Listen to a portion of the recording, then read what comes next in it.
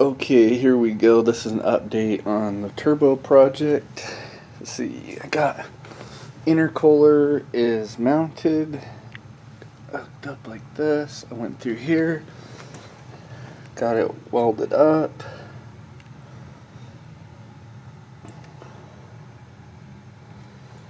So let me put the light up. Yeah, I got it welded over here. I had to order that hose right there because there's a lot of bends. That's all welded.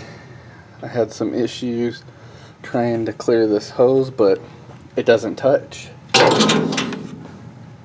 Yeah, you can see. I put a little wrap on it just to keep the heat, but it actually, this hose right here does not touch, even though it's going under. It doesn't touch. It's hard to see, but none of them are touching, which was one of the biggest issues. I had this bung welded on right here. All you need is a 3/8 aluminum bung for the intake air temperature sensor. You just screw it in, and I used 2 washers and then filled it up with Honda Bond. And I used the washer so that the sensor wouldn't stick out too far into my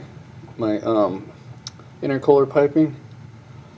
And that's exactly where you want it. You want it right before the throttle body. You don't want to put it on the intake manifold because it'll give you a false reading, because the intake manifolds soak up heat and they generate a lot of heat. So if you put the sensor there, you're going to get a way higher reading. The computer's going to retard your timing. So you want it right before the intake so it gives you a true reading. I was going to buy a K-tune bung, but they're $35 for. I got this part on eBay, $3 to $5 for a 3/8 aluminum bung. You just screw it in, Honda Bond it, and you're done. Watch, I'll give it a good look at that. That ain't even budging. That ain't moving.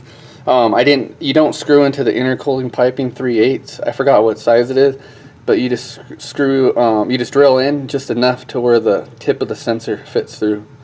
And that'll keep it a lot more snug and less likely to have. I mean, this is never going to leak, but that's how you do it. Just screw it in with a drill bit just enough for the tip of the sensor to go through. Don't drill in 3/8. 3/8 is not right. 3/8 is the size for the whole sensor right here. Get a good view, but yeah, this thing ain't budging. I mean, it takes 3 days to cure. It's only been 1 day. Honda Bond to fully cure takes 3 days. But this ain't going to pop out for 11 pounds of boost. It won't pop out with 30 pounds of boost. It's going to take a lot more than that. But yeah, oh yeah, and I got this mounted up. This hose is coming around right here, and I'm running it right off the intake manifold, and that's going to be for my blow-off valve.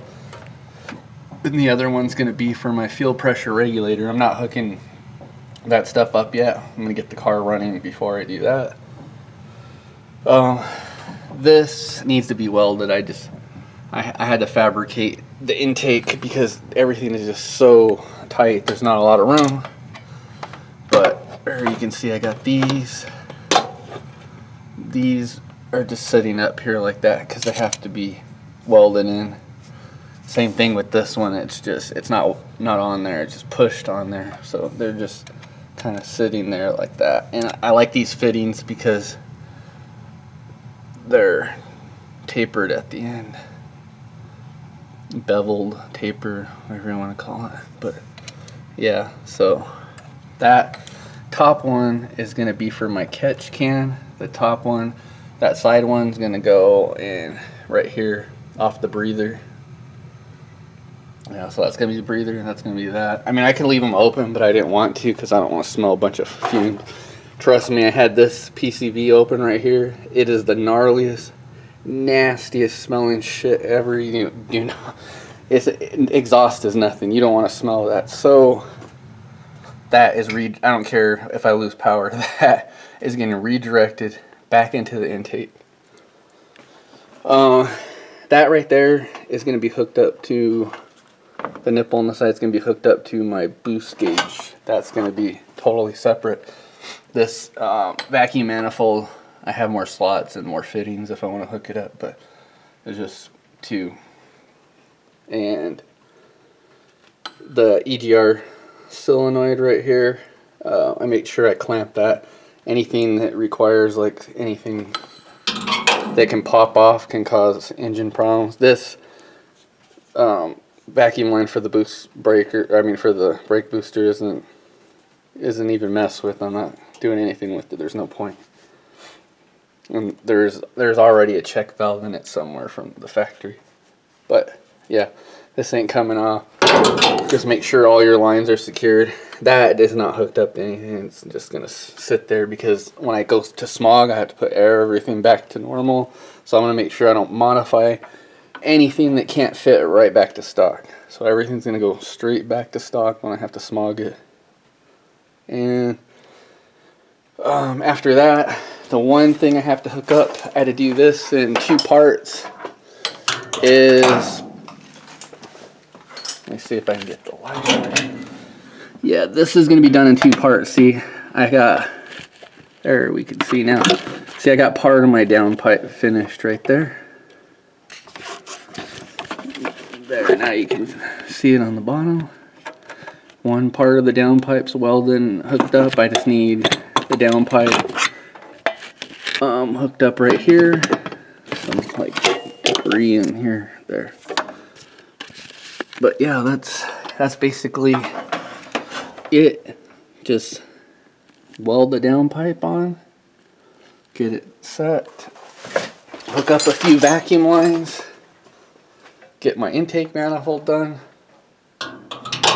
The reason why it's taking me so long is because the guy that welds my stuff is not cheap. He was the one that built Lisa Kubo's car back in the day. Like, I was at Battle of the Imports back in 1999.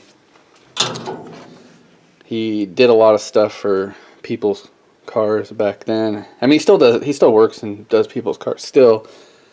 But I'm saying he helped a lot of the import guys back in the day. He did a lot of work on their cars, wheelie bars, prototype testing, all that kind of stuff. But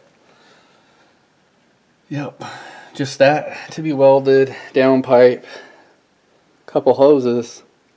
I'm gonna hook up my boost gauge probably tonight, and that's pretty much it. I'll be done with this soon.